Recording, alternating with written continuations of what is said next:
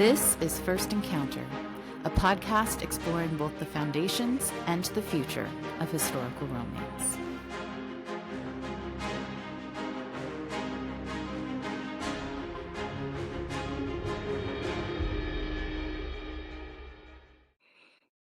Hello, everyone, and welcome to First Encounter.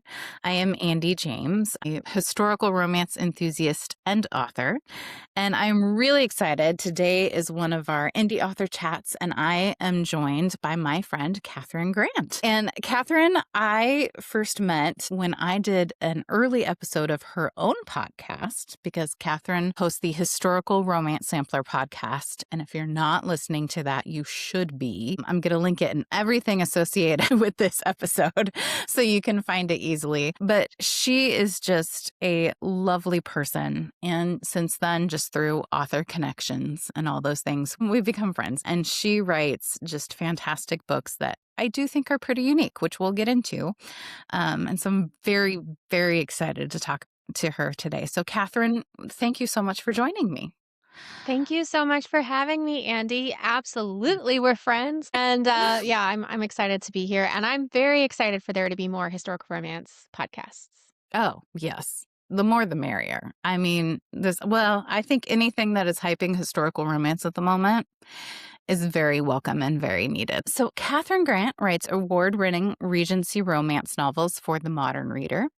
Her writing has been recognized by Forward Indie's Book of the Year Awards, the Next Generation Indie Book Awards, the National Indie Excellence Awards, the Romance Slam Jam Diverse Book Awards, and the Shelf Unbound Indie Book Awards. So basically, her books are amazing, and she's won a lot of awards.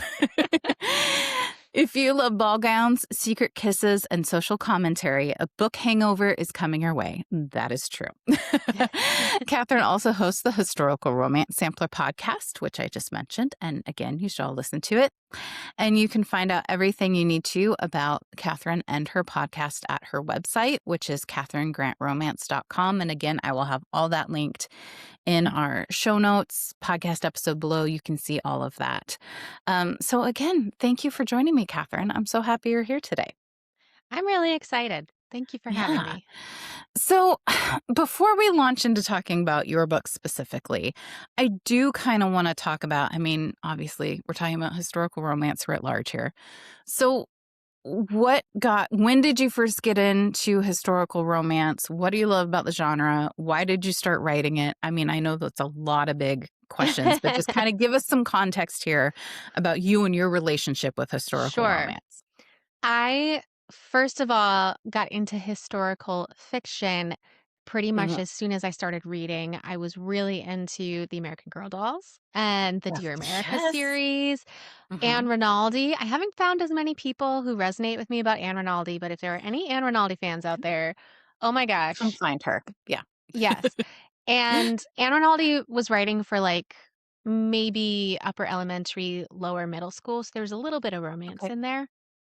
And I remember when I had read all of her books, walking through the library, trying to figure out where do I go next. I basically had read all of the books for my age group in the library. Yeah.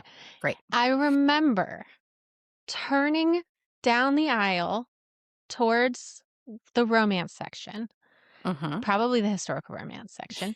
And my memory is my mother physically turning me around and saying, "Those are not for you." And so I did not start reading at age 12 when I think I was about to. We then moved abroad and I had very limited access to books.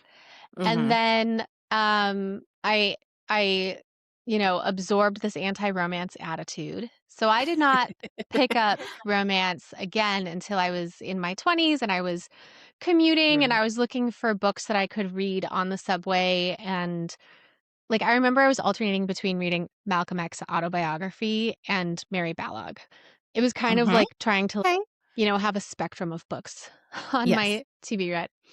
And Mary Balogh was my entry point. She's so It's like it's not a comedy of manners. It's just like Uh-huh. a quiet, not even drama of manners. It's just people being sort of civilized to each other, and then somebody breaks somebody's heart, and then you make up.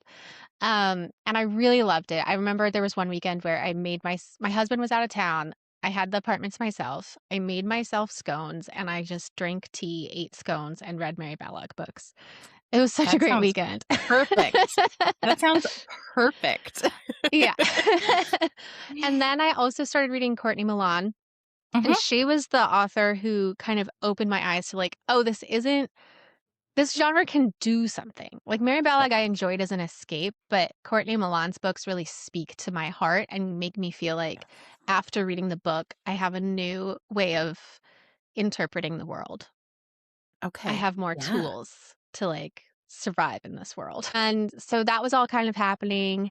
And I just started reading a lot of historical romance. I've been writing since I learned to read. I majored in creative writing.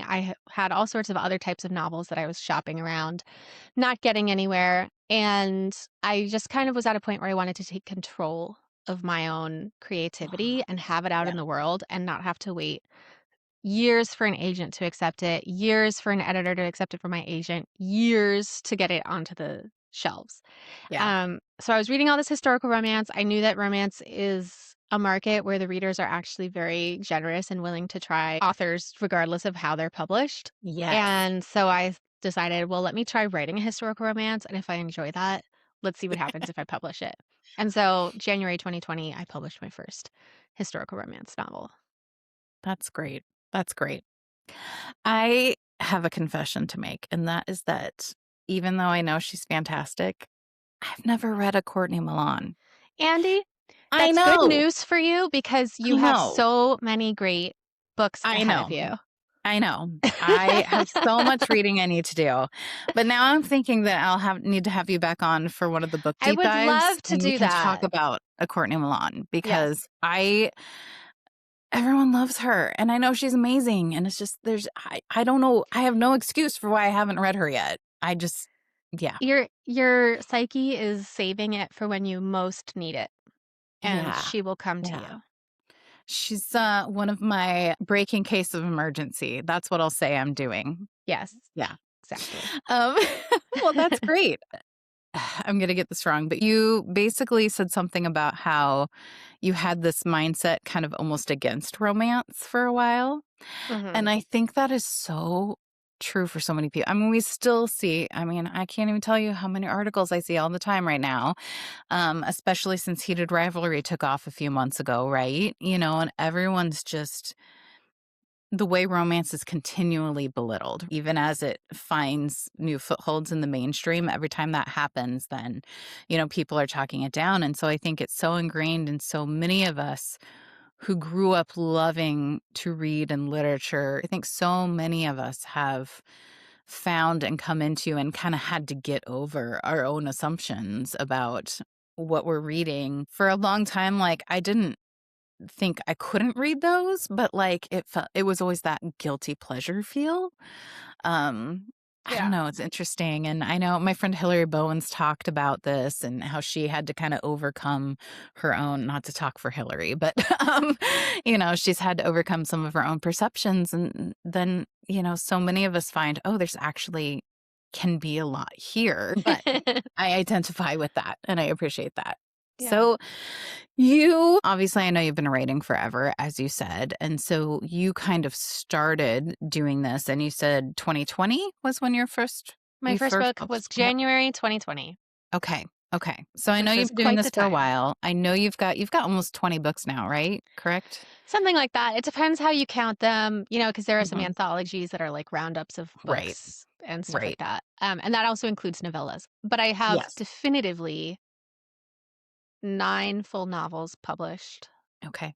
and then a lot of novellas too. A lot of us. Yeah. And so, what we're going to focus on today, I mean, I want to talk about all your books, but what we're going to focus on is your most recently completed series, The Prestons. And you just wrapped up this series towards the end of last year. And this is kind of in my opinion, a long running series. It's 8 total stories, which is composed of 6 full novels and 2 novellas, correct? Yes. Yes. I think so. Um, you're like, "I think so. I don't know." I don't know, it's hard to keep track of all this stuff, but I mean, I guess how does it feel to be now looking at writing something new after spending so much time with this family and in this world? Because you also wrote a lot of novellas that were connected to this world. That's right. I have the Preston series where each story is about a member of the Preston family and their love story. And then the Northfield Hall novellas are kind of a spin-off series that are about the people who live at the Preston's estate, the Northfield Hall. Yes. I had several months last year where I was so bittersweet about it. I couldn't really like even think about writing something else. Um, Yeah. I I have found writing the Prestons to be an incredibly rewarding Mhm. series. For those who don't know, the gist of the Prestons is that Thank you. I was gonna uh ask you about this. yeah, the Baron Ashforth, Lord Martin Preston, uh takes a tour of the world in the 1780s and discovers that wow, the British Empire is doing a lot of harm as it's building Mhm. its wealth and that his wealth is coming from this, and he doesn't want to do that anymore.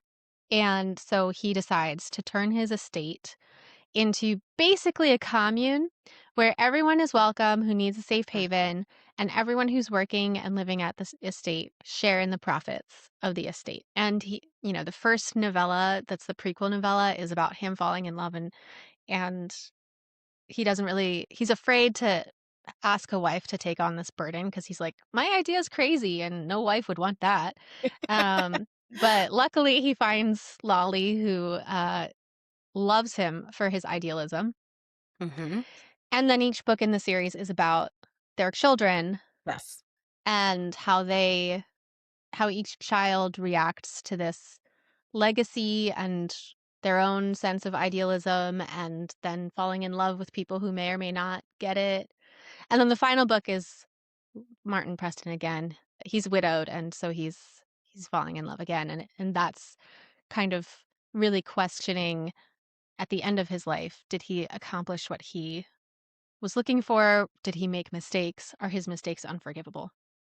Yeah. So, writing that series has been a really meaningful place for me to escape into. I started writing it in 2021, I believe. Mhm. And so I finished it in 2025.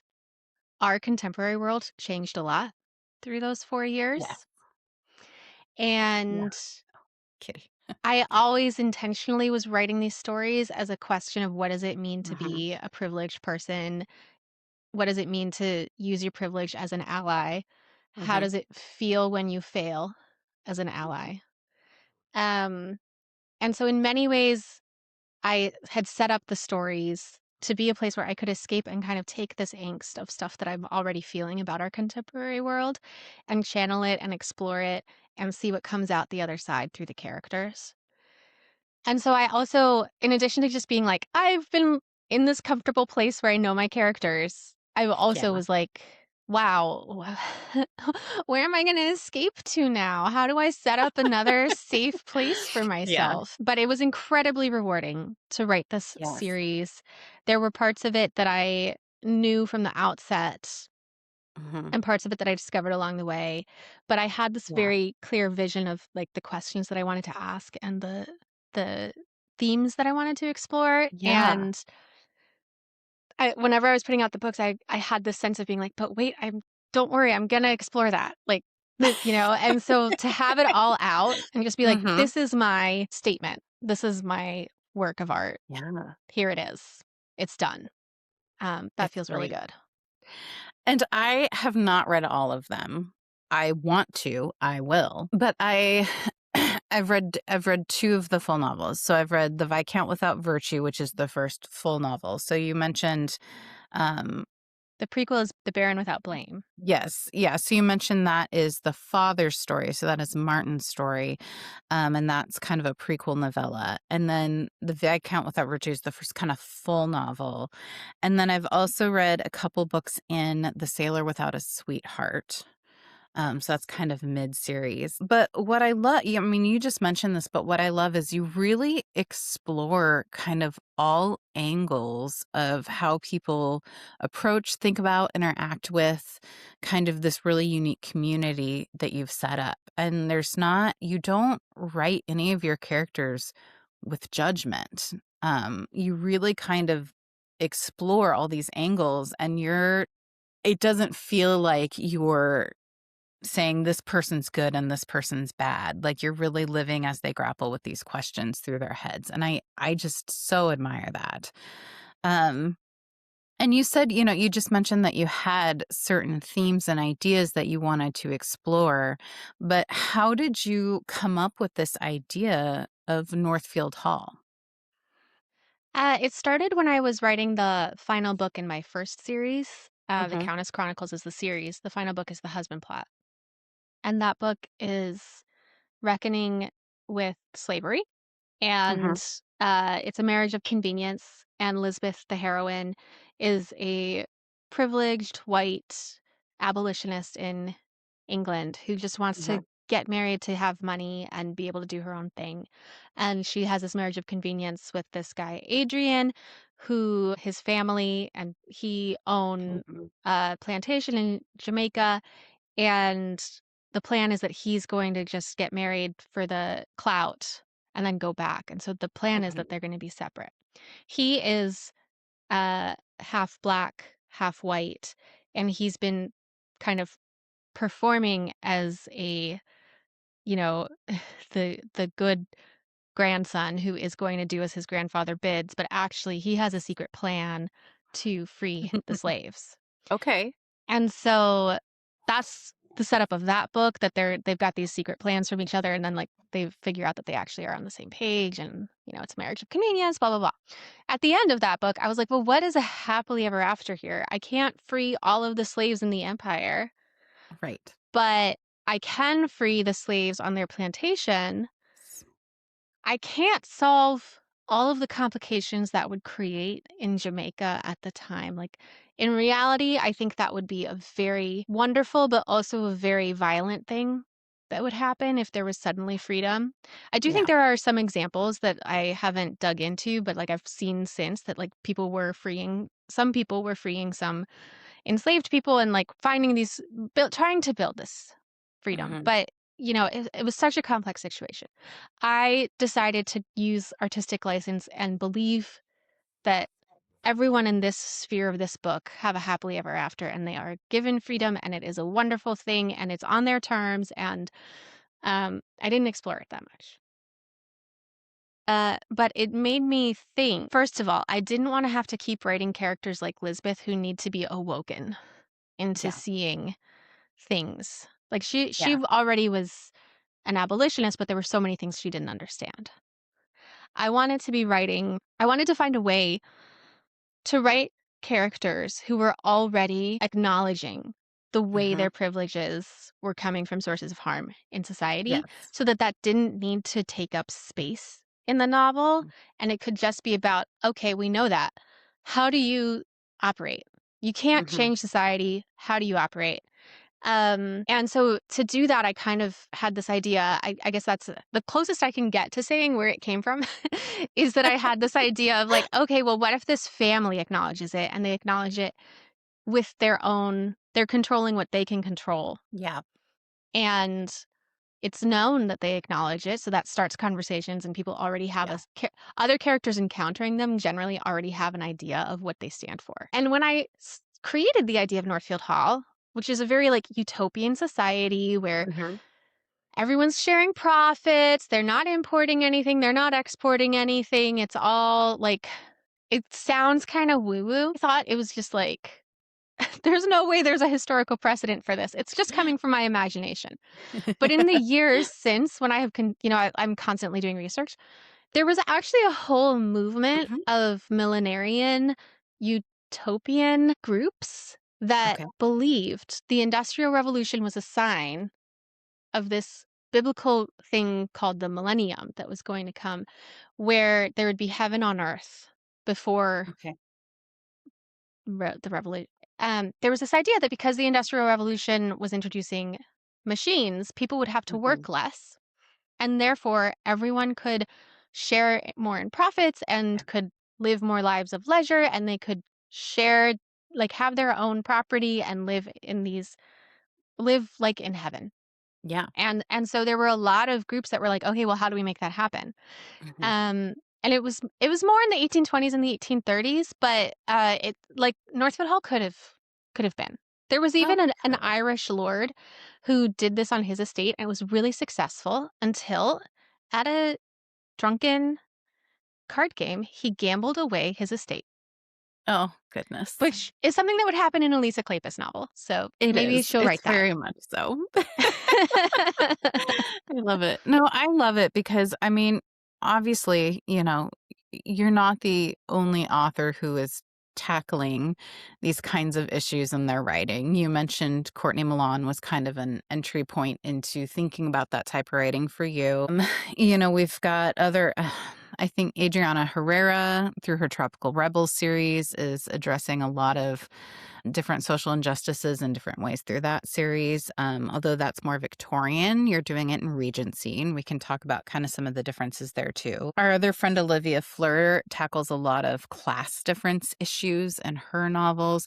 So there's a lot of people who are doing the work, but I feel like your books are really unique partly because they are Regency. I feel like more of the ones I see trying to tackle these issues tend to be more Victorian, and maybe I'm making that up and that's just my own anecdotal, I don't know. No, I, But I think you're right. I think there's this idea that, and it's true, that there Mhm, was a lot of social progress reform stuff going on in the mhm. Victorian era. Yeah. But it's not true that there was none of it happening in the Regency era. It was just Yes. beginning in the Mhm, Regency. I think mhm. also perhaps there's been a market bias where publishers haven't wanted to publish Regencies that handle this stuff. Someone Mm. even recommended to me early on, like, well, if you set your books in Victorian, it's going to be more marketable. And that Yeah. people who are reading Victorian romances might be seeking this out. People who are reading Okay. Regency romances might be like yearning for the traditional, like, ballroom, comedy of manners sort of thing. Yeah. And that might be true. I'm not that great at marketing. Uh, Me but either. Me either. but I know that, like, I started in Regency because I was reading so much Mary Balog, and Yeah. that was just, like, the era that, like, was sticking with me. Right. And then the more that I have been researching it, I just keep uncovering Yeah. layers where I'm like, "This is really interesting. Why would I wanna have to deal with train timetables when I can, like, get into this stuff?" Yeah. 'Cause it's the Mhm. beginning of labor movements, it's the beginning of the Yes. Industrial Revolution, it's the beginning of there were a lot of religious stuff going on. Mhm. Dissenters were being both given powers and take powers were taken away. With the French Revolution, there were a lot of waving ideas towards republicanism. There's just a lot, very interesting Yeah. stuff. And to me, it really resonates with today because there was such a wealth disparity. There was Yes. such a newness of the technology. People knew it was changing their lives, but they didn't know how exactly. They didn't know how best to respond to it. There was, Yeah. the Luddite movement was literally the Luddites trying to stop the technology from taking their jobs. I mean, Right. it all lines up with today, and so I find that really Yeah. interesting. Well, no, so prepping for this, I just read The Viscount Without Virtue. And there's a focus in that book on textiles and how that industry was changing so much because we know that was kind of one of the first iterations of the factories and kind of mass producing things and the way looking at how this technology was very much changing how products came into the market, took over jobs, child labor, all of that, right? And so but like you said, there's so many parallels to, I don't know, my brain always goes to AI because, you know, Absolutely. it's obviously a huge thing changing our current market. I really admire these books because like I said, there's a lot of people that are very intentionally tackling social issues, but I think there's a lot of us, myself included in that, I would say, who we're wanting to address these issues, but it's maybe not as head on in what we're writing. Like, we're talking about it, it's background, it's part of what these characters are doing. You know, a big part of my, I don't know, kind of the setup, I guess, of my series I'm currently writing, you know, is that the new Marquez is very much trying to divest his family from any investments. They had investments in shipping, which included the shipping of enslaved humans.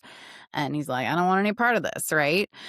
So I think there's a lot of us that are trying to acknowledge, like, yes, we're writing these times and we're writing these people that have the wealth and the power, but we don't want to not acknowledge where a lot of that wealth came from and how exploitative it was and terrible.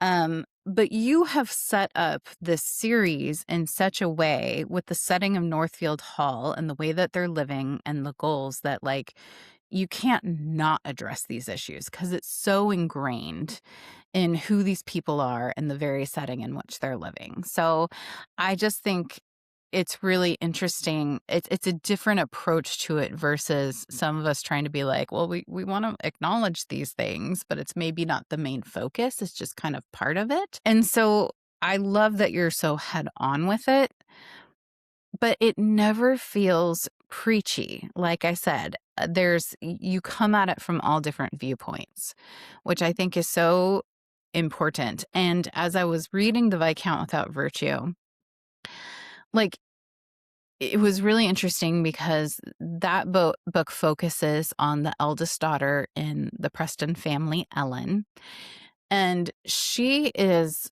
all in on Northfield Hall. She very much appreciates the way she was raised. She sees value in it. She wants to uphold the values of her parents, but she also maybe is a little blind to the fact that she still lives a little different from everyone else on the estate because she is the daughter of the baron and she's still part of the family, and so they live in the larger house and there's still people that serve them in the house. And while the workers may have a more equitable life, they're treated more fairly, they get part of the profit share, they're still living in cottages. They're still, you know, it's not all the same. It still is functioning as an estate and they're still workers. And she's kind of maybe not seeing or understanding all that because it's just, she hasn't had to question it. It's the way she's raised. She kind of really has a moment of grappling and reckoning with what does all this mean? Partially because, you know, it's a love story and she falls in love with a man who is trying to kind of expose her family and say it's not all that great. So he has some different views, partially imparted by his father. That's a whole other thing. But so she's starting to question some things because of that challenge. But he uncovers basically that their estate is making money in a way that she was not aware of. She very much believed that all their profits came, like they only sold stuff to the local economy when they needed to, when they had surplus supplies, rather than being self-sufficient. And um, you know, it was very much they were working with people who also were trying to sell only non-imports and local goods and not support all of that. And she finds out that that's not true, that her father has been selling these textiles to the ton, very much values these linens, and it's, you know, not affordable to the everyday person. They're being sold in shops that sell all sorts of input goods, and it's this real, she's really struggling with it. And she's like, dude, you're the one who It's so painful to her to have this Mhm. discovery, and everyone else is just kind of like, "Yeah." Yeah. Well, and it's interesting because I found myself empathizing a little bit with Martin, her father, because he's kind of like saying, I don't know what you want me to do. Like, we were not going to be able to survive financially with the way things were going. Would it be better if I held like 100% to these principles and in the end our home fell apart and we wouldn't be able to support like these 150 people living with us? Like, I'm doing what I can, you know, they don't drink tea, they don't eat sugar, they, you know, wear homespun clothes. They're doing what they can, but he's like, it wasn't enough.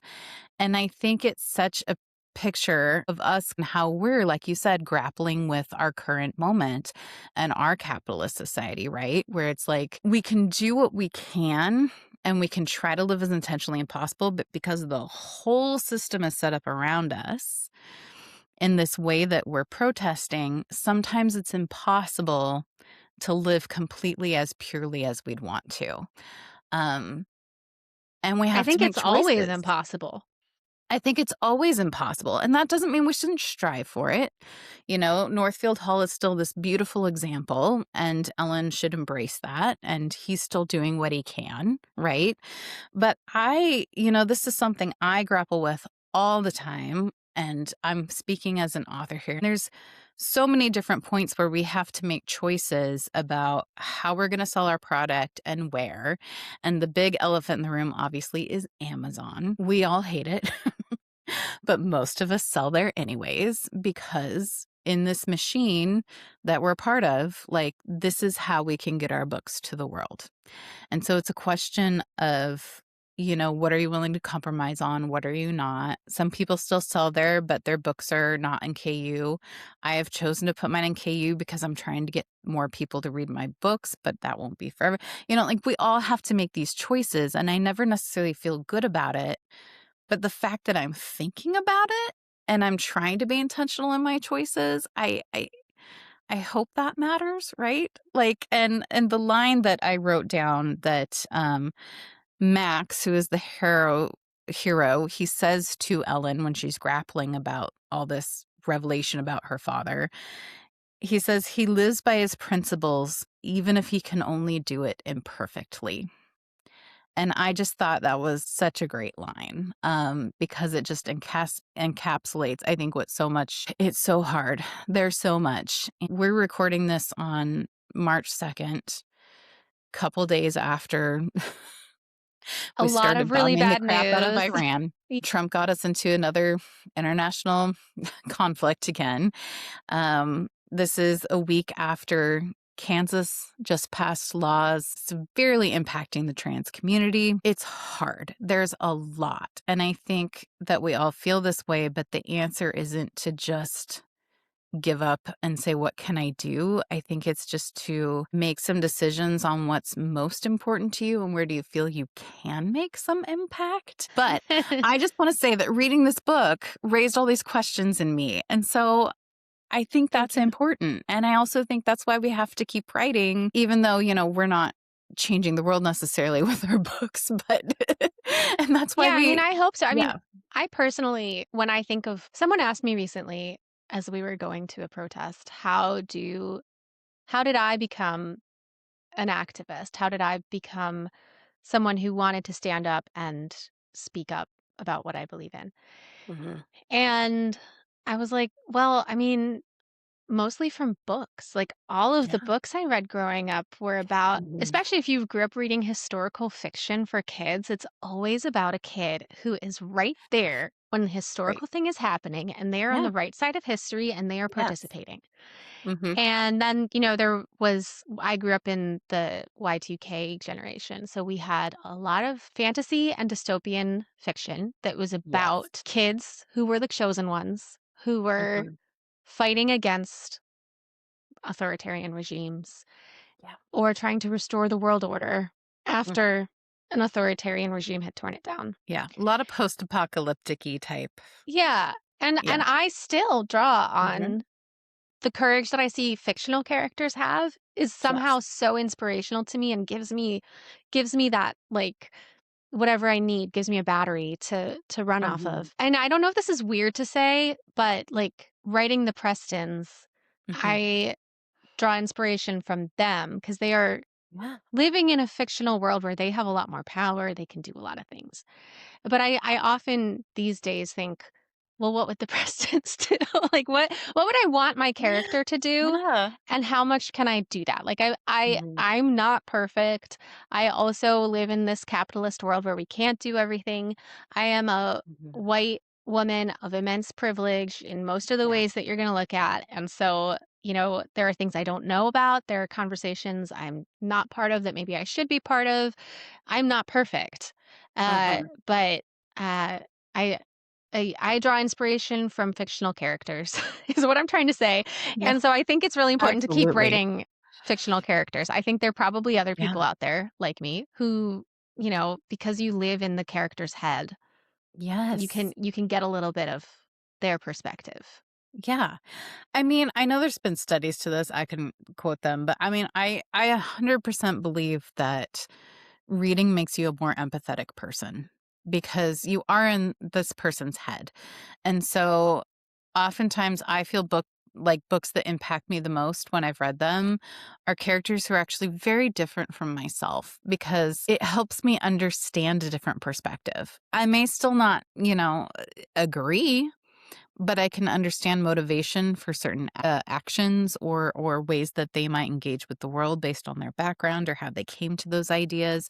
And so I think it is so important. It's like the world around us is really falling down, which I know every generation feels that way, but I really feel like we're in a moment. um, Yeah. but, it's just, it makes me feel like even though all I'm doing is writing a book, that it really can have an impact. And so I think we do have to be, though, intentional about what we're writing. And like I said, I think you're one of the people right now doing that better than anybody.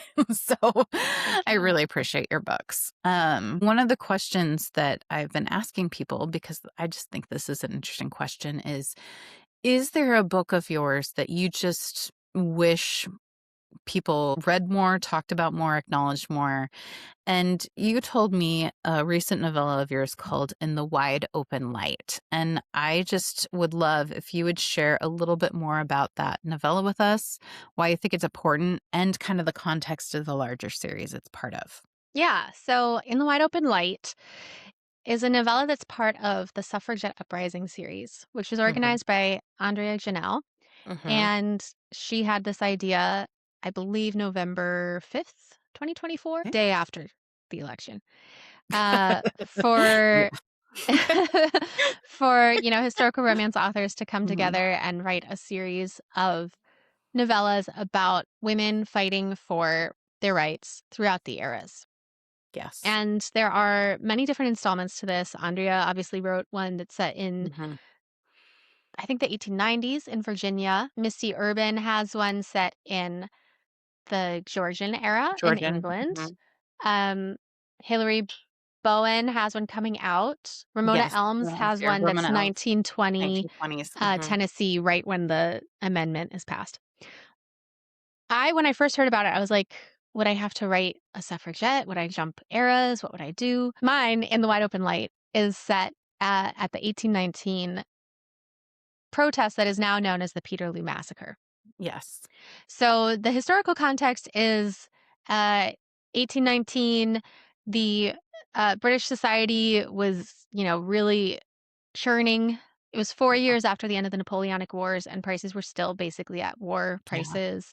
There Well, were and oh, sorry to interrupt. I was just going to say, so the end of the wars, but also the year without a summer. So after I'm blanking on the name right now, but a mountain erupted and wreaked havoc on the weather, and like all the crops failed basically in 1816. So all the that was crops rough too. failed, and the corn laws were still Yes. uh, in effect, which were designed to basically guarantee the farmers, aka the wealthy people, uh, uh, as a minimum profit.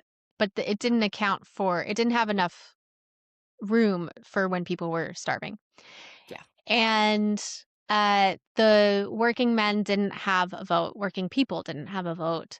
Yeah. And places like Manchester, which was a city that was like exploding exponentially in terms of population because of the Industrial Yeah. Revolution, had no representation in Hmm. parliament. So there were a lot of things people were upset A about. lot. There had been a decade, 2 decades ish of uh, various types of protest. Reformers organized a meeting in Manchester at a field called St. Peter's Fields, and it was 60,000 people. There are accounts that believe violence was planned, but from my research, most of what I've read is, the reformers were specifically saying this is not going to be violent. Bring your Yeah. families. This is going to be a, s- a series of speeches basically about Mhm. reform. The government did not like that this was happening, and they they invaded the field with the magistrates to arrest the speakers. After they arrested the speakers, they started attacking the crowd, trying to take their flags, their banners that they were carrying. And it was incredibly violent. Um, Not a huge death count, but a death count. Yes. A huge list of people injured. It was really brutal. And English citizens, similar to American citizens, had this expectation that they should be able to assemble and Yeah. speak freely, even though they didn't have the Bill of Rights. They didn't actually have this protected. Yes. So I decided to write a novella about that. So Yeah.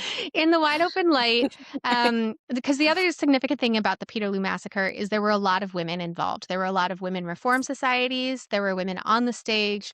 There were women near the stage. They were actually mostly near the stage. And so they were a high percentage of the people who were injured.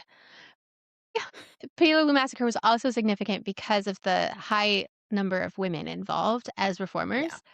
So, I wrote a novella in the wide open light that's about a woman living at Northfield Hall who is from Lancashire near Manchester, and she's, taken refuge at Northfield Hall. She's living a good life at Northfield Hall.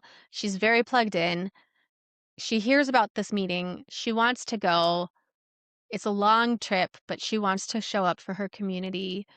And her husband is kind of Mhm. less on board, but says, "If you really wanna go, go." And then the Peterloo Massacre happens. And Yeah. the novella, we're writing historical romance. The novella is mostly about their marriage, but it's also Yes. about negotiating new relationship dynamics as you yourself change as an individual and your values change and you're responding to the world around you. I Yeah. also think it's really interesting to use relationship metaphors when thinking about political stuff, like Yes. renegotiating your terms of your marriage, Yeah. renegotiating terms of government through protest. Yeah. Um, I enjoy thinking about that. So, No, I think so it's yeah. great. Yeah. So I think in the wide open light, I love it for many reasons. It's also like my most historical fiction-y book Okay. because it Yeah. actually takes place at a real event, the Peterloo Massacre, and you know, normally I don't really include real people. Um, and this was very much like back to this Anne Rinaldi style where like this fictional character is at the Yeah. place that it's happening, doing something significant, Yeah. but with a lot more steam. Yeah. No, it's great. And I'm not going to say no one's ever written about the Peterloo Massacre. I actually included it in my first series. So I love that you have someone who was there and kind of part of it and giving that experience. It's so funny because I was doing research for my first series and I was looking for some kind of event that I could include. And I was like, I've never really read about this. And literally the next book I read after I finished writing my book was a KJ Charles book where she features it. And I was like, Yeah. oh, That anyways, happens. That happens, like, I once it's know. on your radar, it I shows up know. It's more. like then it's just everywhere. But anyways, you guys should read that KJ Charles series too. It's The Society of Gentlemen. It's fantastic. This whole series though, the Suffragette Uprising, it's really I know some books are still being released this year in 2026, but there's 4 out now. And Catherine talks about them on her podcast, The Historical Romance Samplers. I need to read them all. I haven't read them all yet, but I love the idea. I'm glad Andrea wrangled you all. But just, I think a couple other things we can hit on today before we wrap up. When I reached out to you about being on here, and one of the things, I don't even know how it came up, but one of the things I mentioned to talk about is this idea of writing some more kind of modern sensibilities into the historical. One of the things I think we hear people criticize the genre for is but it's taking place, it's all depressing and it takes place in these times where the world was so horrible, and I would argue it's horrible still, but obviously we're talking about the time where the slave trade was still huge and a huge part of the economy of England and the United States. I mean, there was women's rights were non-existent. Well, it's just I get why people are like, well, why would I want to read about that time? It's terrible. And so that's why I don't think that's true of a lot of books. I think you have to acknowledge the time you're set in, but it also gives you opportunity to then comment on those things. But I think a lot of us are trying to write and show that there was other things happening. So, like your example of Northfield Hall, my example of people being aware and wanting to divest, like this is happening. And so I always think that's interesting. Like, how do we write in that into our books? But you responded and said, well, I don't know if it is actually modern sensibility, that these things have always been happening as we show through our books as well. But I was just wondering if you could say a little bit more about that as you've been doing your research and the things that you have found. Yeah, I mean, that like I mentioned earlier, when I first wrote The Baron Without Blame and I was creating Northfield Hall, I thought it was all this modern fantasy I had that a lord would acknowledge that, Yeah. the economy was bad and that slavery was bad and that he would create this other Mhm. type of living, this community that would strive to be egalitarian, even though it takes Yeah. them a really long time to realize that egalitarian needs to mean also anti-classism, but that's a different story. Yes. And then as I've done more research, like I said, there are all these examples of actually people setting up these alternative communities. Similarly, there are lots of examples of abolitionists. There are a lot of examples of people questioning the power of the Anglican Church, setting up alternative Christian denominations, many of which were like questioning class. Like the Quakers did not acknowledge class. They wouldn't even take off their hats to the king. They like I did just read like that they did, but it was remarkable that somebody meeting the king who was a Quaker actually took off his hat. Um, there there were people who were questioning marriage, who were Yeah. pushing for divorce, who were saying women should be able to have sex outside of marriage just like men. There was pretty much anything that you think is like, oh, this is a modern sentiment. There have been people in different eras who've had that thought and have Oh, been yeah. agitating for it. And particularly in the Enlightenment, Regency eras, there were people talking about this. There were like groups of them. I mean, they were called radicals. They were Mhm. attacked by the political establishment, but they were there. And so it's not a completely modern sentiment to have it in our books. And I find that inspiring that, this Yeah. isn't something that we're inventing as a generation or as a series of generations. Like this is actually part of our human truths is that some of us are just like, why would we live this way? Yeah. But yeah, it's interesting because I think though there's kind of two sides of the coin that we hear readers not wanting to engage with the genre because they think that it's all kind of these old-fashioned sensibilities. But then the other side, sometimes you get readers who are like, when you do inject it into your stories, they're like, oh, this isn't accurate. No one would have thought that way at that time. And it's like, well, no, actually they would have. Was it the mainstream? No. It was maybe not the common way people thought about things, but there's precedent for all of it because throughout history, people have always been struggling against and questioning, I guess, what are those norms that we just accept. Yeah. And so, yeah, it's both. It's kind of, you know, Yeah. I mean, we just can't win as writers. We just got to exactly. write what we want to. I do think from a craft perspective, it's important to keep the stakes of your world consistent. And Yes. so, for example, in The Viscount Without Virtue, Ellen is pretty sexually promiscuous. And I felt that was justified because she was raised in this radical family, and her Yeah. mother, who isn't in the book because she's already passed away, was, an enlightened thinker, particularly about feminism, and Mhm. told her daughters like, "Don't be sexually repressed. Have sex. People are doing it." Uh, but there's still other people in the community who are saying to her, "That's a bad idea. Like, Yeah. this is going to get you in trouble. Yeah. You still need There to mind still your could be reputation." consequences. Yeah. Yeah. And Mhm. I also felt it was important that her father, like, is just, like, not engaged on this and has no idea what Yeah. she thinks and, like, can't really tell that No idea. she's Yeah. getting up to stuff. Um, I She's I having th fun with Max. she's having a lot of fun. A lot of fun. Yeah. Um, yeah, but I think that it's important is and similarly, like with the Northfield Mhm. Hall idea, it was important to me that it be realistically received, which is that there are people who think they're Mhm. crazy. There are people who are really neutral. There are some every now and then I write a character who's like hasn't heard of them, and that's like really fun for me because it's just like you're living under a rock. Yeah. um, Yeah.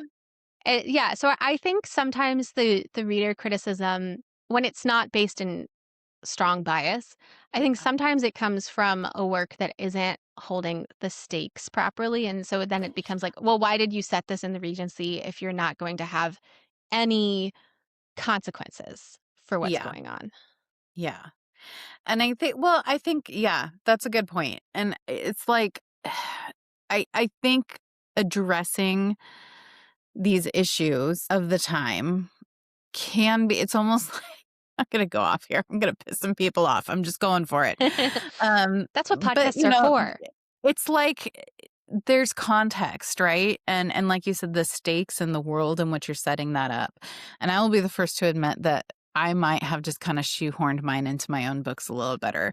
You do such a beautiful job with this series, and that's why I like it, of where you set it's the whole world. Like it's the whole context. And so you can naturally explore all these issues. And it's almost like, this is where I say it's gonna get me in trouble. It's kinda like, when a sex scene works or doesn't because you've built it and it fits the characters and it's natural, or it's like, "Oh, no, everyone loves a good girl, so we're just gonna throw it in there," and you're like, "Where did that come from?" And I think it can be the same, right, when we're talking about introducing more, like I said, modern, even though they're not modern, ideas and sensibilities into what we're writing. You can do it well and you can do it clunkily. I think I'm somewhere in the middle. I don't know. But you just, like you said, you've painted the whole world. And so it would be weird not to acknowledge or have these themes be at the heart of all of these books. And so I admire what you have set up. I think it's fantastic. Thank you. And then kind of just a last thing I think we can touch on before we wrap it up. But you mentioned really, we can talk about these things, but we usually focus on one angle and miss others. And this idea of intersectionality and intersectional feminism in particular, because a lot of authors want to highlight kind of female power, which we absolutely should. And I applaud because we're mainly women. We're not all women. We definitely have gentlemen who write in the genre, and I want to acknowledge that. But we're mainly women writing mainly for women, and we want to center that perspective, and we want to show women's power. We want to show strong females, but sometimes we miss the other things that are at play and affecting things. And often, as you mentioned, that is class. Some of that depends on the period and location in which you're writing. But I mean, for both of us writing in Regency England, I mean, the Great British class system, it affects Still everything. there. Yeah. It affects everything. It's still there. Um, we can argue again that, similar-ish things are happening with the disparity in America right now. And, oh, and also, if you guys do not follow Joanna Shoup, you should, because she has been doing wonderful things comparing our current day to the Gilded Age. So, side note, but basically, like, how do you think about that when you write? Because I feel like you did address a lot of these angles in this series. So how do we Yeah. I mean, acknowledge? Yeah. as a reader, I, let me first acknowledge that I'm coming from a perspective where I'm a white woman of a lot of privilege who was raised with a lot of feminist ideas in the 90s and the Y2K when all the media was like girl power and like Yes. I just kind of take a lot of feminist Mhm. stuff for granted, like the idea that we're equal as Yeah. genders. Yeah. Um I take that for granted. And so when I'm a reader and I'm reading a let's say a Regency romance and the core conflict or the little message that comes through is that women deserve to be treated equally by their husbands. Mhm. I, as a reader, am kind of like, "Duh." And I don't find it interesting. I don't find it doesn't give me that feeling of like, "Oh, I have something new to think about," or I have a new Mhm. question in my head, or I have a new layer of empathy. Yeah. And I think that's because so much of the dominant type of narrative that we get in historical romance is white characters of privilege. If it's British, Yeah. they're upper class. If it's American, they are wealthy. Mhm. And the if there's any sort of social commentary, it's generally about the about feminism, about like Mhm. the wealthy white woman getting a little bit more power in the context of her relationship and or in the context of the little realm in which she operates. And there's Yeah. often, like references to like she's doing stuff to raise money for chimney sweeps or he's working towards reform. Yeah. But I have found it to be very lacking in intersectionality and thinking about um, gender, race, Mhm. uh, religion, class, uh, Mhm. like so much. It's so limited. And so I come from this partly from like a reader being like, but I'm not getting what I want out of my books. And I think that's partly why Courtney Yeah. Milan like blew my Mhm. mind is because she Yeah. is writing from an intersectional perspective. And I think I've been drawn a lot to a lot of queer romances recently. Yes. KJ Charles, Cat Sebastian, TJ Alexander. I'm reading one right now. I cannot remember the author's name, but it's From Moors to the Marsh. It's excellent.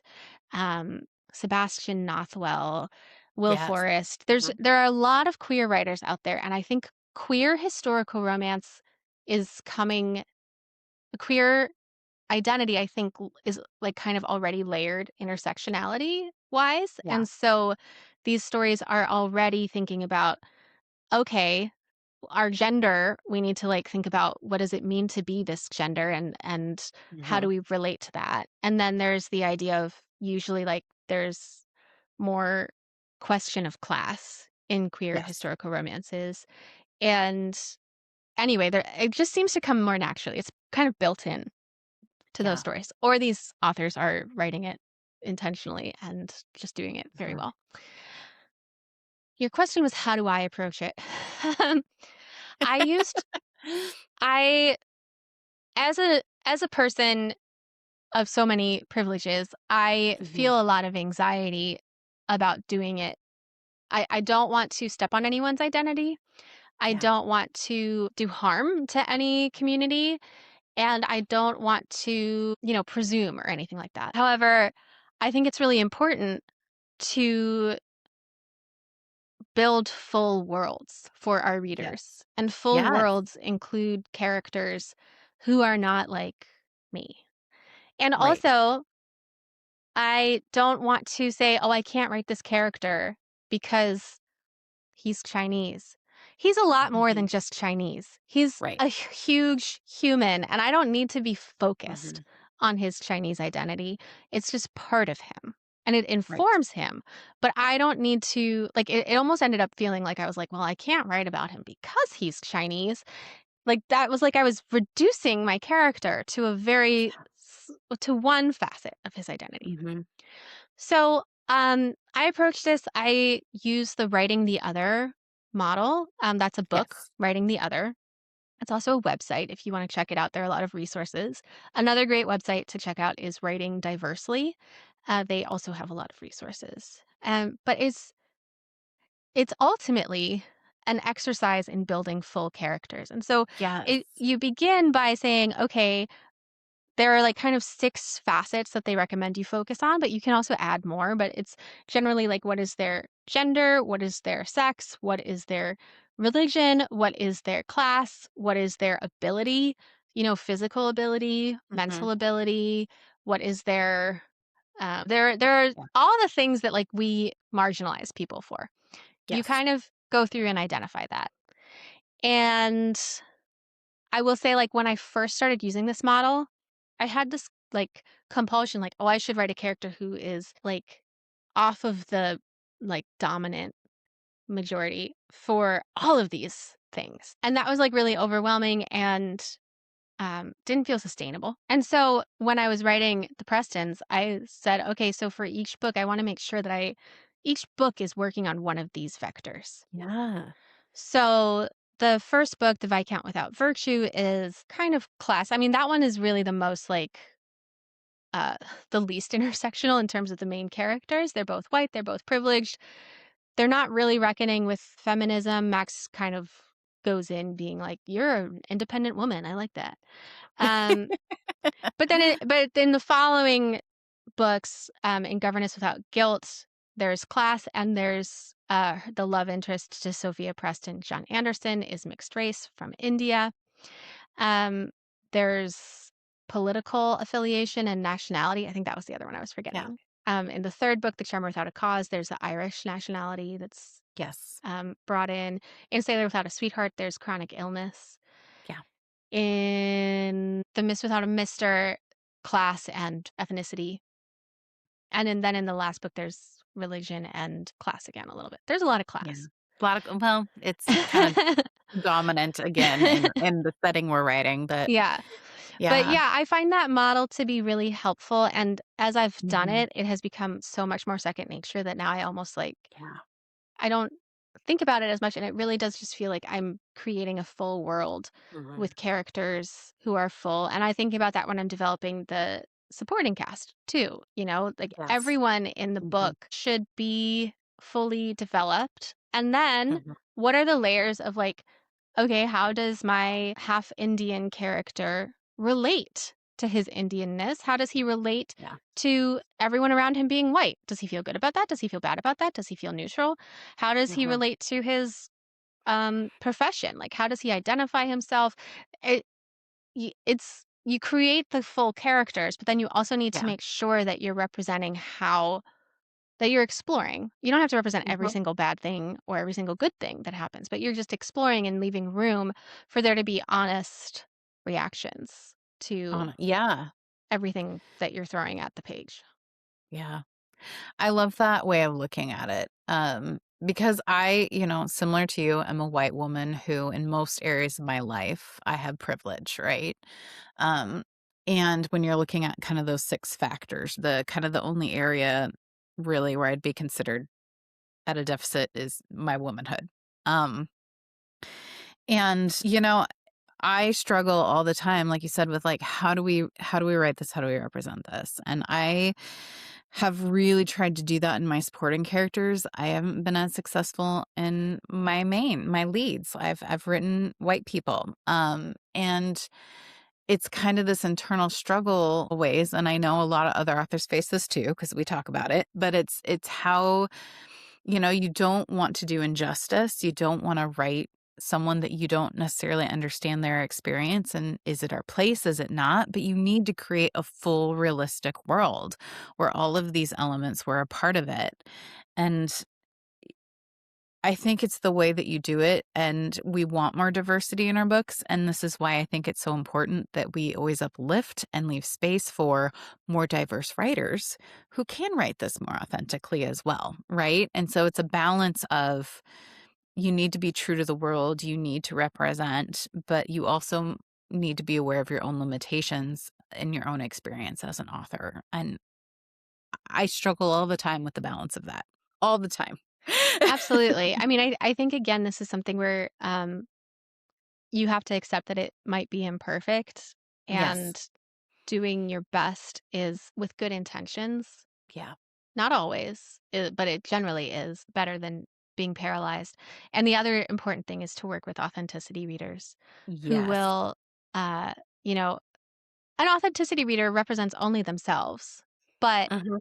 are a member of the community of readers who might see themselves in this character and say, oh, that is reinforcing a stereotype, or this doesn't make sense to me, this they would never, or Mhm. whatever. Like that an authenticity reader is so important. I have like on one story I worked with two different authenticity readers. And I learn a lot when I have authenticity readers. I feel like it grows my empathy. And I also think particularly for the indie author space, the more that we write diverse characters, the Mhm. more there's an appetite for diverse Yes. characters. And so I hope that, if a reader had never picked up character with a Chinese character before, read my books and liked them, then they'd be like, "Oh, I want more Chinese characters." And they might check Right. out Grace Calloway or Courtney Milan, who are Yeah. like Chinese diaspora identities writing Chinese characters. Yes. I certainly don't want to take up space for anybody,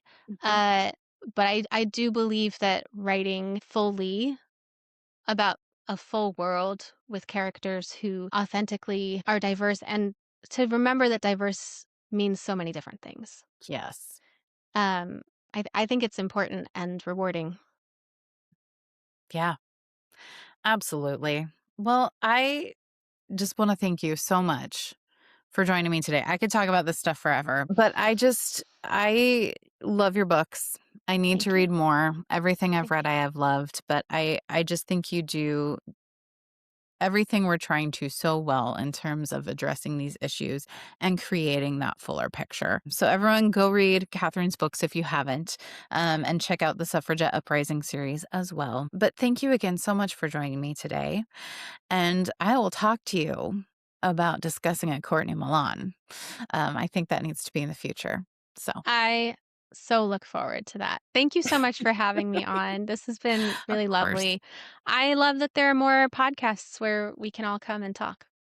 Yeah. Oh, it's great. We love this genre. We want to keep it going, but we can also be critical of it and examine it. And I think it's fantastic. So, Yeah. well, thank you again so much, everyone. I will have all the information on Catherine, her books, the historical romance sampler podcast. All of that is going to be in show notes, but I encourage you to check her out as well as the podcast, because we all just love historical romance and talking about these things. And it just makes my heart happy. This has been a blast. Thank you so much for having me. Have a wonderful day and happy reading, everybody. Bye.